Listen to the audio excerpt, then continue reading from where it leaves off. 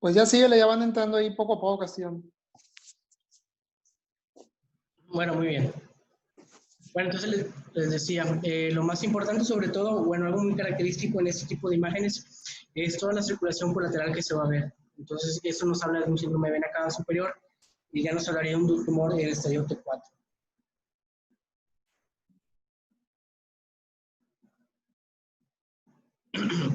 Las metástasis depende de la clasificación, también como lo vimos ayer. Lo más importante aquí, y bueno, para no ser tan repetitivo, es el borde lateral izquierdo de la tráquea, que es la división, o va a depender si un tumor se va a hacer N2 o N3. Aquí lo importante, o bueno, lo que quiero que vean aparte de la clasificación, es que este tipo de imágenes lo podemos aplicar a lo que es la clasificación de los veteranos. Recordando que la de la clasificación de los veteranos, aunque se fuera tumor, por si en el caso del tumor derecho, va a incluir todos los ganglios ipsilaterales, independientemente de si son derechos o izquierdos, va a incluir a todos los ganglios mediastinales, incluidos los supraclaviculares ipsilaterales y contralaterales. Si fuera del lado izquierdo, aplica la misma regla, es decir, abarca tanto del mismo lado, los ciliares, todos los mediastinales y va a abarcar tanto los supraclaviculares ipsilaterales como contralaterales. Ya hablar de ganglios que están iliares contralaterales, pues habla de un paciente que ya no es sujeto a radioterapia.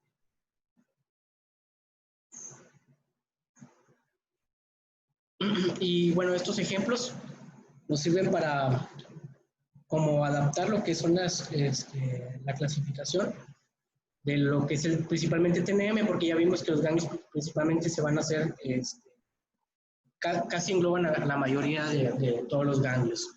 Por decir, en este caso, en el primer caso, tenemos una tumoración que se encuentra en el ápice del pulmón izquierdo y tenemos que tenemos un nódulo adyacente a la tráquea del lado derecho. Recordando que el límite es lo que es el lado izquierdo, obviamente este ya se clasificaría como un contralateral. Entonces el pronóstico ya cambia. De igual manera, en este caso tenemos una tumoración en el pulmón derecho. Sin embargo, vemos que hay dos nódulos. El nódulo que está pretraqueal, en este caso, pues todavía correspondería a ganglios que son ipsilaterales. Sin embargo, podemos ver que hay un pequeño ganglio que está en la ventana aortopulmonar y pues esto ya lo convertiría en un ganglio contralateral, cambiando el pronóstico. En el siguiente ejemplo podemos ver que en el pulmón derecho también se observa una gran tumoración y que se encuentra del lado derecho, del mismo lado, un ganglio que está en lo que es el ligamento pulmonar.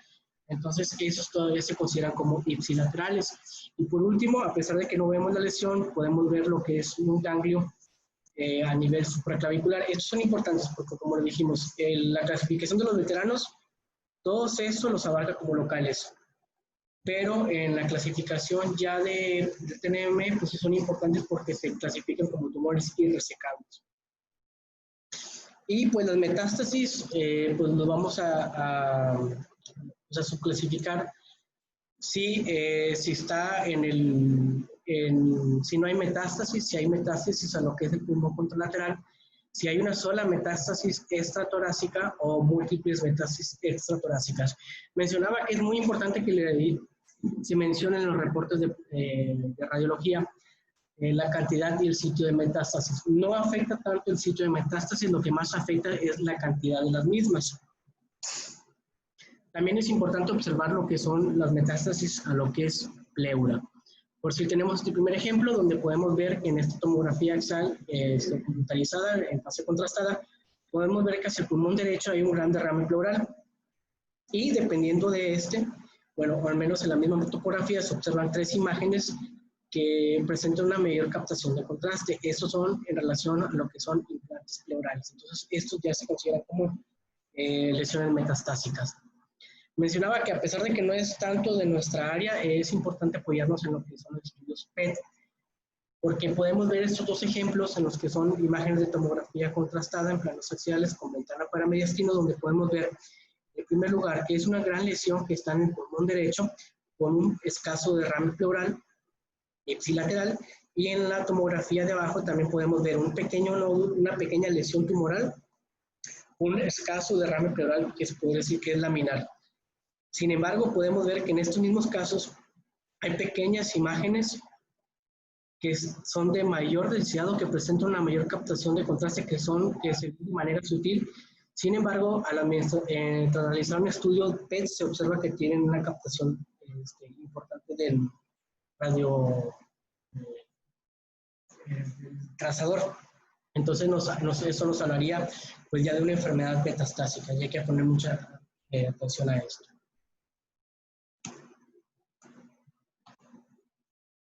Bueno, pasando al tumor carcinoide de pulmón, estos tumores van a surgir principalmente de 4 áreas. Son la célula de Kuczynski, el epitelio bronquial, los cuerpos neuroepiteliales y las células madres bronquioepiteliales. Estas son neoplasias neuroendócrinas relativamente benignas, tienen un buen pronóstico y el pulmón es el segundo lugar de afectación por neoplasias neuroendócrinas, recordando que el primero es el tracto gastrointestinal. Sin embargo, en conjunto estas tumoraciones pues representan solamente alrededor del 2 al 5% de todas las tumoraciones de pulmón. Y básicamente se van a dividir en si son típicos o atípicos, pero esto no tiene no va a tener ninguna repercusión en cuanto a la hora del estudio de imagen, ya que pues, esto es algo meramente histopatológico. Vamos a tener que los tumores típicos pues, van a tener una menor tasa de mitosis, entonces por lo tanto son tumores con mejor pronóstico que los atípicos, que pues obviamente son tumores con mayor tasa de mitosis y pues tienen un peor pronóstico. Como les dije, el pulmón es el segundo lugar de afectación de tumor carcinoide, pero solamente representan el 1 al 2% de los tumores pulmonares. Sin embargo, algo característico de estos tumores que no se asocia a tabaquismo y tal vez sea la misma razón, o bueno, puede tener mayor congruencia, que sea el tumor pulmonar primario más frecuente en la infancia. En los adultos lo vamos a ver que se presentan de 45 a 65 años. Y bueno, los síntomas asociados generalmente van a ser lo que es la tos, la fiebre, la sibilancia en pacientes pediátricos. Sin embargo, hasta un 25% se pueden presentar como asintomáticos. La mayoría de los pacientes, se habla hasta un 50%, van a presentar hemoptisis, y esto nos habla de la razón de que es un tumor que se sabe que es altamente vascularizado. Y eso es lo que le va a dar las características, al menos por tomografía. Estos tumores a grandes rasgos se van a dividir en lo que son tumores centrales y periféricos. Y van a tener, tras la administración de medio de contraste, un importante realce. El tipo de localización no influye tanto en si son tumores típicos o atípicos. Sin embargo, vamos a tener 4 presentaciones. Más ciliares, presentaciones endobronquiales, nódulos periféricos o cuando se observan datos de obstrucción. A continuación vamos a hablar de las principales características que estamos mencionando. Sin embargo, como les decía, el TNM ya engloba todo ese tipo de tumoraciones, entonces ya no va a ser necesario volver a recurrir a lo mismo. Cuando hablamos de masas ciliares, generalmente se van a encontrar como lesiones redondeadas, definidas, que pueden tener una calcificación excéntrica, van a estar centrales, su tamaño oscila entre los 2 a 5 centímetros y pueden tener extensión al mediastino. El realce llega a ser tan intenso que se puede llegar a confundir con varices o aneurismas de arterias bronquiales. Y lo vemos en el primer ejemplo de una tomografía. Bueno, es una magnificación de tomografía en fase simple, en un corte axial, una ventana paramediastino, donde podemos ver desde adyacente al hilio derecho, podemos ver una lesión que es redondeada, bien definida y que presenta ciertas calcificaciones gruesas hacia la periferia. Esto es clásico de una masa ciliar en este tipo de tumor. Ahora, hablando de las otras características, bueno, vamos a poner el ejemplo de estos 3 estudios de imagen. La primera es una amplificación de una tele de tórax, donde podemos ver que parillar hacia el lado, bueno, en la zona parillar izquierda podemos ver una pequeña lesión redondeada, bien definida, que no causa mayor distorsión de la arquitectura. Sin embargo, cuando la encontramos en la tomografía, en un corte axial con ventana para pulmón, podemos ver esta misma lesión que está bien definida, que es redondeada, y lo más importante de estas es que pueden tener tanto un comportamiento intraluminar y aparte una misma extensión a lo que es el parénquima pulmonar. Tras la administración del medio de contraste se van a observar que estas mismas lesiones presentan un importante realce. Si se fijan, esta misma lesión presenta un realce similar a lo que son los vasos adyacentes. Entonces, esto nos habla de, bueno, son hallazgos característicos de esta misma tumoración. Sin embargo, pues no es aplicable para todos, porque ya vimos que estas mismas lesiones se pueden presentar como lesiones de morfología irregular, con bordes más delimitados y con un pobre realce al medio de contraste, como es en esta imagen, donde podemos ver que hacia el pulmón izquierdo, adyacente a lo que es la aorta, podemos ver una lesión de morfología irregular, de bordes parcialmente delimitados, que la administración del medio de contraste pues, presenta áreas con menor captación del contraste.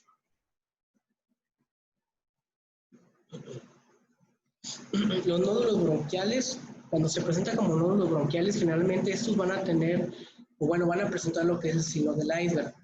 ¿Por qué? Porque van a tener tanto un componente intraluminal de mayor tamaño como un componente parenquimatoso de menor tamaño. Entonces, eso nos va pues, a figurar lo que es como si fuera un iceberg, ¿no? Entonces, podemos tener estos dos ejemplos de tomografía, ventana para mediastino, donde podemos ver que hacia los cortes más superiores vemos una zona de atelectasia dependiente del lóbulo superior. Hacia los cortes más inferiores y hacia lo que es el bronquio principal izquierdo vemos que hay una pequeña lesión que tiene un importante realce, que tiene tanto un comportamiento intraluminal como un crecimiento hacia el parénquima pulmonar, que es característico de estas lesiones.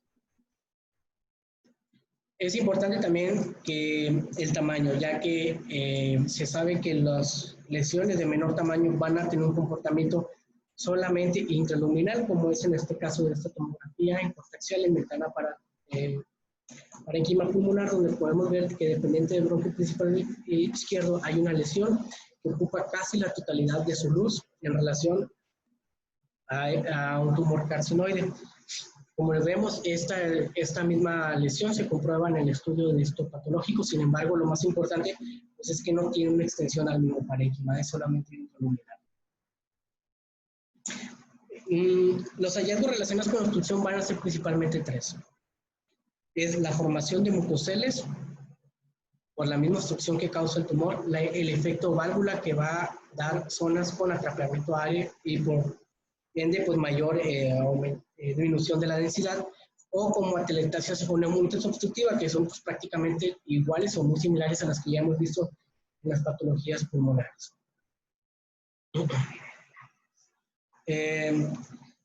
Para el primer ejemplo tenemos esta amplificación de tomografía en corte axial en ventana para pulmón, donde podemos ver que es el segmento superior del lóbulo inferior izquierdo, una área de menor densidad del parénquima en comparación con el resto del pulmón, que se introduce una área de atrapamiento focal de aire. De igual manera, hacia la porción más medial del mediastino, podemos ver que una área de aumento de la densidad adyacente al bronquio del segmento superior del lóbulo inferior, así como una pequeña lesión nodular, que la verdad no es tan bien delimitada. Sin embargo, esta misma lesión es lo que está causando el efecto de válvula y por ende lo que es el atrapamiento aéreo. Ok, cuando hay una obstrucción completa, los resultados pueden ser tanto como una atelectasia o también formación de mucoceles sin atelectasia. Estos mucoceles o atrapamiento de moco van a tener una característica, generalmente van a ser de morfología ovalada y que van a presentar una base a lo que es el ilio pulmonar y unas discretas ramificaciones más hacia la periferia.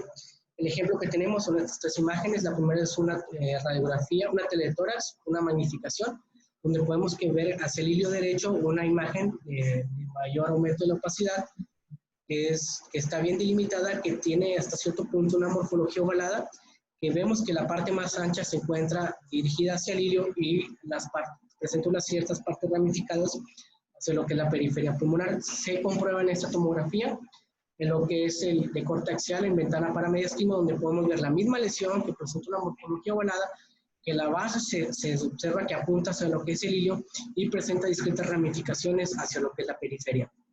Es importante diferenciar de tal vez lo que sea un tumor primario. Para eso es importante lo que es la resonancia magnética, o es de las pocas situaciones donde la resonancia magnética va a tener una utilidad, ya que vamos a tener que pues, se van a presentar como áreas de mayor intensidad de señal. Sobre todo lo podemos corroborar en esta resonancia magnética del pulmón, en un plano axial, ponderada en secuencia STIR, donde podemos ver esta misma área que ya habíamos visto en las demás imágenes, pues traducida como una área de aumento de la intensidad de señal, porque es de contenido líquido. Los nódulos periféricos es la menor presentación que vamos a tener de este tipo de tumor. Se van a presentar en alrededor del 20%. Estos nódulos se van a encontrar en lo que son los bronquios, bueno, a la altura de los bronquios subsegmentarios, y se van a dividir en típicos o atípicos, como ya lo vimos con la clasificación histológica. Lo único que varía es que generalmente los nódulos típicos pues van a ser nódulos más definidos y de menor tamaño, y los nódulos atípicos pues van a presentar un gran tamaño y van a ser de morfología más irregular. Sin embargo, pues es importante porque generalmente los nódulos típicos van a tener un crecimiento lento y van a ser parte de los diagnósticos diferenciales, o van a, sí, bueno, ser parte de los diagnósticos diferenciales de un nódulo pulmonar solitario.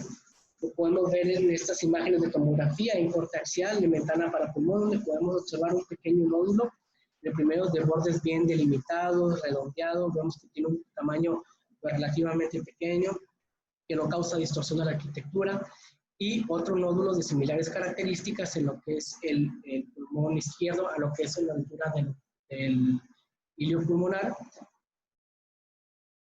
Pues vemos que no tienen mayor,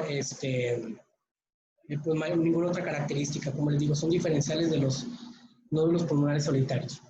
Hablando del mesotelioma, el mesotelioma es el tumor pleural maligno primario más común pues de la pleura.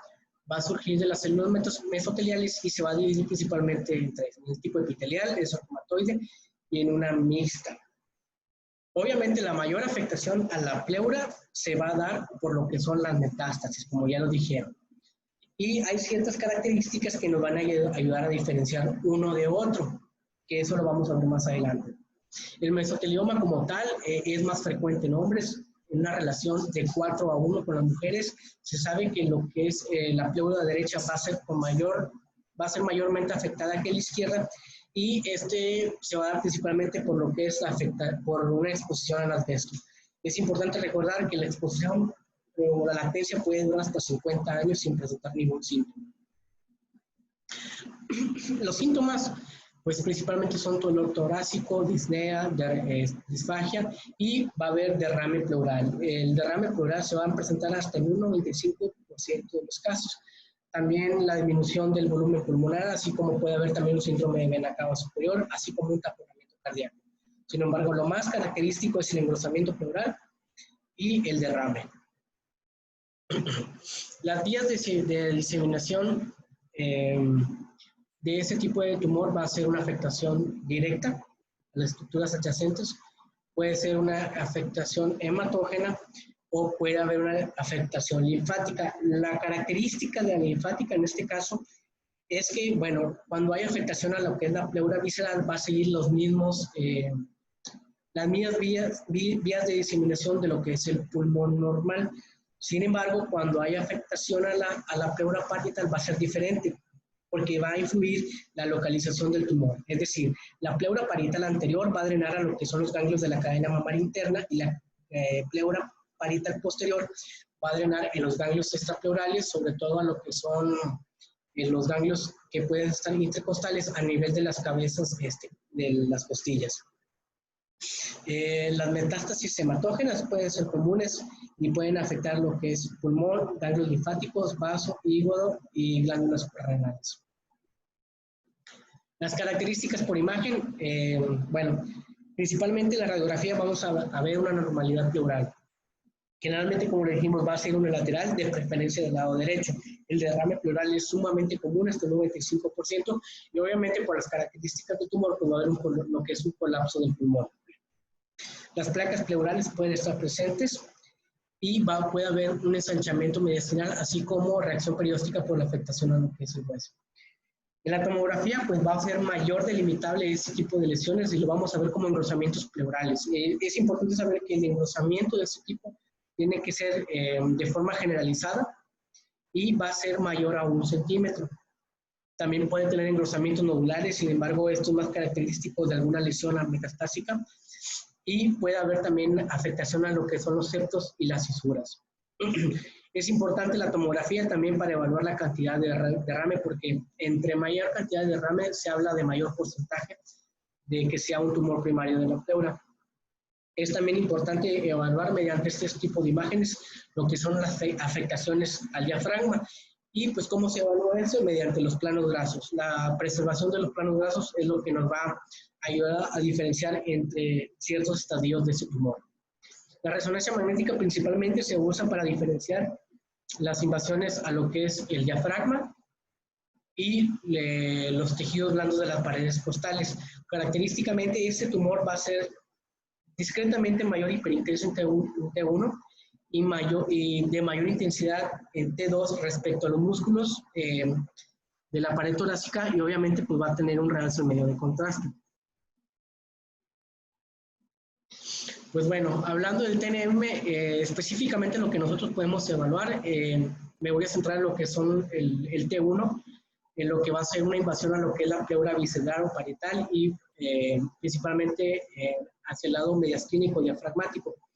En el T2 podemos ver que va a haber una afectación sobre todo a lo que es el músculo diafragma, sin embargo no lo va a traspasar.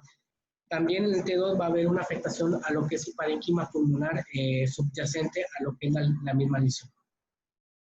Hablando de tumores en el estadio T3, pues va a haber afectación a lo que es la fascia endotorácica, puede haber afectación a lo que es la grasa mediastinal, sin embargo no va a haber afectación a las mismas estructuras. Y también, como les decía, pues puede haber lesiones tanto a lo que es la pared costal, sin embargo menciona que estas mismas lesiones pues tienen que ser como localizadas, ¿no? Porque todavía estas lesiones pues hasta cierto punto pueden ser resectables.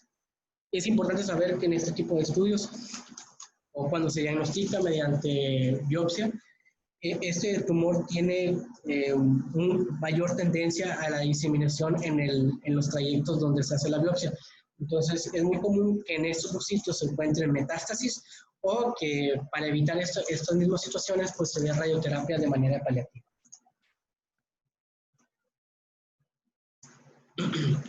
En cuanto a la clasificación de los ganglios, pues los ganglios se van a clasificar en N1, N2. En N1, pues vamos a tener a lo que son los metástasis a los ganglios ipsilaterales, pero también vamos a encontrar que incluyen a los ganglios de la cadena mamaria interna. En los N2 vamos a encontrar que son ganglios mediastinales contralaterales o supraclaviculares. Y en las metástasis a distancia, pues depende si es M1 o M0.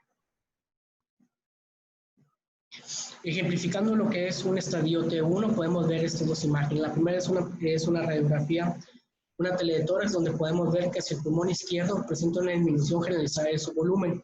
Presenta una zona de mayor opacidad, que sobre todo sigue lo que es el contorno de la pleura. Vemos que sigue todo el trayecto de la misma y que tiene hasta cierto punto irregularidades nodulares. Sin embargo, para la adecuada caracterización, pues vamos a ocupar la tomografía, ¿no? Entonces vamos a ver que en este caso tenemos una tomografía en cortexial en ventana paramediastino, donde podemos ver que la pleura presenta un engrosamiento generalizado. Lo más importante es que aquí que se respeta lo que son el plano graso con el mediastino y que no se envuelve como tal a lo que son las estructuras vasculares. Entonces, esto se queda como un T1. Es importante también, bueno, en el T2 podemos ver en estas tres imágenes, podemos ver en la primera que es una teletórax, donde podemos ver igual del lado derecho que el pulmón presenta una disminución de su volumen de manera generalizada. Podemos ver que en lo que sería los márgenes de la pleura, pues esta ya se observan imágenes nodulares irregulares con afectación a lo que son las fisuras. Eso es algo muy importante porque nos va a ayudar a diferenciar a lo que es una posible metástasis. Y ahorita lo vamos a ver como quiera más adelante. En las imágenes de tomografía, tanto en plano axial como una reconstrucción coronal, podemos ver que la pleura pues, está de igual manera irregular con lesiones nodulares. Hasta cierto punto se puede ver que se respeta lo que es el mediastino, sin embargo, pues vemos que ya hay una afectación del diafragma, entonces esto ya nos confirma un tumor T2.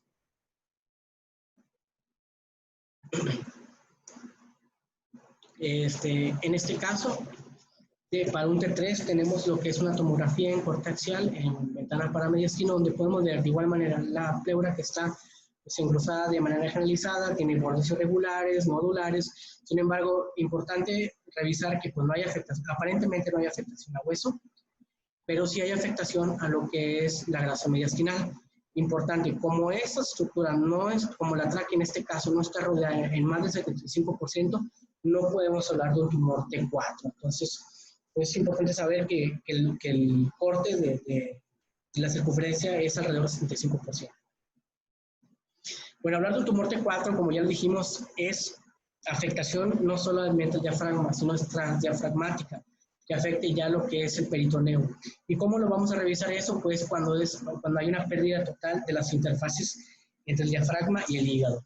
Y este es un claro ejemplo. Podemos ver esta imagen de tomografía en corte axial en ventana para tejido blando, donde podemos ver que la pleura está, tiene un importante engrosamiento generalizado de todas las paredes. Es un engrosamiento también nodular. Vemos que hay escaso derrame pleural y ipsilateral. Sin embargo, ya no podemos encontrar o adecuar una diferencia con lo que es el parénquima del hígado. Entonces, eso nos habla ya de una invasión transdiafragmática que lo coloca en un estadio T4. La resonancia magnética entonces juega un papel muy importante en estos casos. ¿Por qué?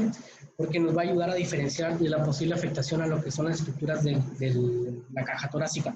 Podemos ver en las primeras imágenes, es una resonancia magnética ponderada en T1, la siguiente ponderada en un T2 y la siguiente secuencia es con la aplicación de medio contraste. Vemos que en el T1 no hay una clara diferencia o hay un discreta aumento en la intensidad de señal en comparación con los músculos de la caja torácica. Sin embargo, esto se observa mucho mejor. Vemos que podemos delimitar mejor los planos brazos hacia mediastino. Vemos que esta lesión está totalmente confinada a lo que es a la pleura y pues los músculos se encuentran respetados. Tras la administración del medio de contraste, pues no vemos algún cambio en esto. Simplemente que pues, el tumor tiene un realce generalizado.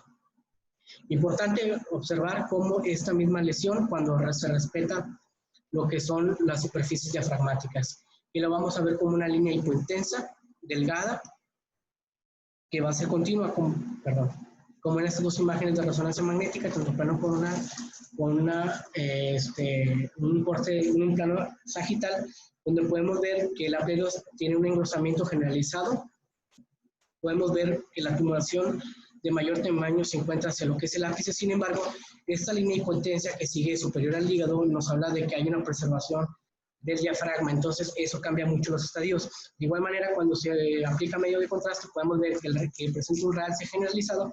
Sin embargo, se conserva esta línea hipointensa que pues obviamente nos hace el diagnóstico diferencial entre los mismos estadios. La afectación a lo que es tejidos blandos es importante. En este caso nos ayuda porque podemos ver que en este caso la pleura presenta un engrosamiento tal vez no generalizado, pero sí nodular importante y que es sobre todo más importante en la pared anterior. Vemos cómo esta misma lesión presenta ya afectación a lo que son los tejidos blandos. Sin embargo, como se considera una invasión local, pues el tumor todavía es potencialmente resecable. El principal diagnóstico diferencial, tenemos que puede ser con absceso pulmonar, pero lo principal y lo más importante que hay que diferenciar son con las metástasis.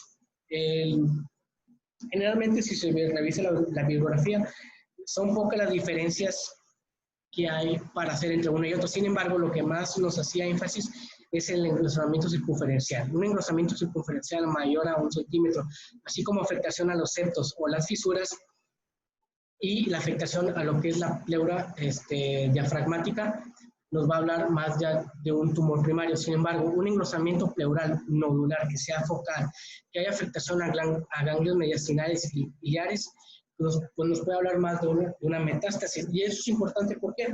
Porque al momento, recordando que lo que más afecta por medio de metástasis a la pleura es un tumor de pulmón. Entonces, si tenemos una alta sospecha de que la lesión sea una metástasis, pues habría que hacer una búsqueda intencionada hacia el pulmón.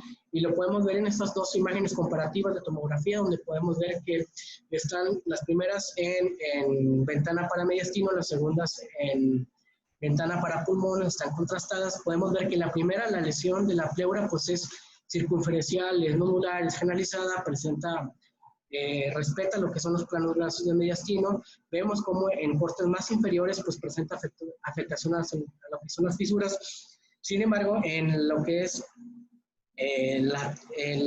las imágenes de la parte inferior, podemos ver que la pleura pues prácticamente está preservada, a excepción en una sola región, que es un engrosamiento nodular focal, y aparentemente presenta un área de menor captación y contraste, podrá corresponder a una zona con densidad líquido. Vemos aparte que en el estudio en la ventana para pulmón, pues esta presenta algunas nodulaciones de distribución aleatoria, entonces esto se considera como un tumor primario y es una afectación metastásica. Hablando ya por último de las metástasis, vamos a tener que la forma de metástasis van a ser principalmente 5. Tenemos lo que son las metástasis hematógenas, las linfáticas por invasión directa, de vía aérea o del mismo espacio pleural. En este caso vamos a hablar de lo que son las metástasis de mayor frecuencia, que van a ser las metástasis hematógenas. Los principales sitios de los que viene o se encuentra una metástasis en el momento del diagnóstico son de mama, renal o colorectal. Sin embargo, el cuarto no está tan bien definido porque hay unas bibliografías que mencionan que puede ser tanto de útero o de tumores escamosos de la cabeza y del cuello. También es importante saber que hay otros tumores como el poliocarcinoma, el osteosarcoma, tumores testiculares y el melanoma que con mayor frecuencia producen más metástasis al pulmón. Sin embargo, por la misma baja frecuencia de estos tipos de lesiones, pues no se ven con tanta frecuencia. Hablando del carcinoma de células renales, vamos a tener que pues, va a presentar una diseminación hematógena, entonces se van a comportar como metástasis hipervasculares. Los principales sitios van a ser siempre a pulmón, tejido blando, hueso y hígado. La característica de estas metástasis hematógenas es que se van a encontrar de manera bilateral hacia las vasos pulmonares. Estas metástasis, detectar estas metástasis es importante porque nos habla de datos son datos frecuentes de una recaída tardía. Y también pues no es como o sea, también se pueden encontrar como metástasis solitarios. Pero el claro ejemplo lo tenemos en esta imagen de tomografía en corte axial con ventana contrastada con ventana para pulmón, donde podemos ver múltiples imágenes nodulares que se encuentran de una distribución aleatoria, tanto subpleurales como centrales, que están en relación a un paciente con antecedente de cáncer células renales. El cáncer de mama va a afectar principalmente lo que es hueso, hígado, pulmones y cerebro. La diseminación principalmente del pulmón es hematógena y se van a presentar de igual manera como múltiples nódulos. También se puede manifestar como un nódulo solitario, puede tener una diseminación linfangítica, endobronquial y del espacio aéreo. Sin embargo, estas no son tan frecuentes. Algo importante de la diseminación a los pulmones es que cuando se encuentra las metástasis a pulmón es que generalmente están asociados a tumores que son triple negativos. Y tenemos esos dos ejemplos de tomografía en cortes axiales, en ventana para pulmón, donde tenemos los dos clásicos ejemplos, tanto múltiples lesiones que tienen distribución en ambos pulmones, hacia la periferia, algunos subplurales, como algunas lesiones que se encuentran con algunas zonas con densidad área en su interior, ya que estas mismas pueden cavitar. La cavitación puede ser tanto algo meramente típico del tumor o tal vez posterior a un tratamiento por quimioterapia. El cáncer colorectal también, la metástasis generalmente se va a dar a hígado o pulmón y son metástasis hematógenas. Lo importante de esto es la localización, porque ya depende de dónde se encuentra el tumor, el tipo de circulación que va a adoptar. Se sabe que los tumores que se encuentran en colon y en los 2/3 superiores del recto, pues van a tener una predilección por lo que es el sistema portal y por tanto metástasis hacia lo que es hígado. En cuanto a las metástasis, en cuanto a los tumores que se encuentran en las porciones más inferiores del recto, pues se sabe que adoptan lo que es, que siguen lo que son los vasos pudendos, posteriormente a los vasos ilíacos para entrar al sistema cava y pues obviamente posteriormente a lo que es la circulación pulmonar. Y las imágenes son muy similares, son imágenes de esta primera radiografía. Tenemos que en ambos pulmones se encuentran múltiples lesiones nodulares de distribución difusa de manera bilateral y se comprueba en este estudio contrastado de tomografía en corte axial y ventana para pulmón, donde se pueden ver que de manera bilateral se observan múltiples nódulos bien definidos en relación al paciente con antecedente de cáncer colorectal. Otra cosa que hay que tomar en cuenta, a pesar de que no es tan típico de las metástasis, ya viendo, simplemente los puse para que lo consideremos, es que las metástasis hematógenas se pueden tener muchas presentaciones. Tenemos presentaciones típicas como van a ser los nódulos múltiples, una linfangitis carcinomatosa, y también tenemos lo que son los hallazgos atípicos como nódulos solitarios, nódulos que cavitan o calcificaciones o algunas lesiones con signo de halo o halo inverso también pueden causar dilatación de vasos. También se pueden presentar como neumotoras, sobre todo en osteosarcoma, cuando se sabe que tiene un paciente un primario de algún tumor, perdón, de un osteosarcoma, y se encuentra o se dan un neumotoras, pues es muy altamente probable que se encuentre alguna lesión al pulmón.